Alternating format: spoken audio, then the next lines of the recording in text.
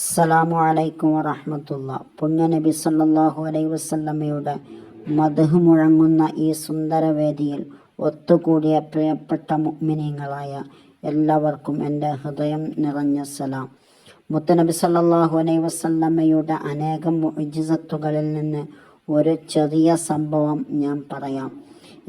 ഇക്രിമ റളിയല്ലാഹു അൻഹു ഇസ്ലാം സ്വീകരിക്കുന്നതിന് മുമ്പ് ഒരിക്കൽ അദ്ദേഹം നബി സല്ലല്ലാഹു അലൈഹി വസല്ലമയോടൊപ്പം ഒരു നദിയുടെ തീരത്ത് നിൽക്കുകയായിരുന്നു.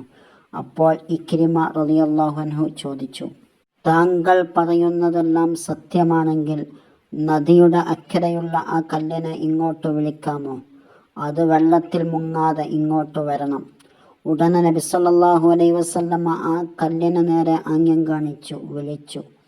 അത്ഭുതം! ആ കല്ല് അതിൻ്റെ സ്ഥാനത്ത് നിന്ന് ഇളകി വെള്ളത്തിൽ മുങ്ങാതെ നദിക്കു മുകളിലൂടെ സഞ്ചരിച്ച് നബി സല്ലല്ലാഹു അലൈഹി വസല്ലമയുടെ സമീപത്ത് എത്തി.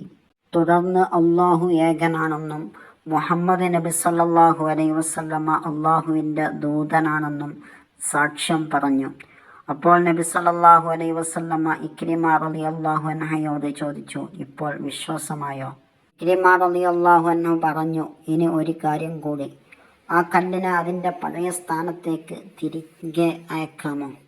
നബി സല്ലല്ലാഹു അലൈഹി വസല്ലമ കല്ലിനോട് തിരികെ പോകാൻ കൽപ്പിച്ചു. ഉടനെ ആ കല്ല് വീണ്ടും വെള്ളത്തിൽ മുങ്ങാതെ നദിക്കു മുകളിലൂടെ സഞ്ചരിച്ച് അതിൻ്റെ പഴയ സ്ഥാനത്ത് ചെന്നിരുന്നു. പ്രിയപ്പെട്ടവരെ, നമ്മുടെ മുത്തുനബി സല്ലല്ലാഹു അലൈഹി വസല്ലമയുടെ മുഅ്ജിസത്തുകൾ പറഞ്ഞാൽ ഇനിയും അനേകം സംഭവങ്ങളുണ്ട്.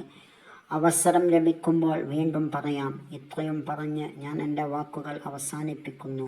അസ്സലാമു അലൈക്കും വറഹ്മത്തുള്ളാഹി.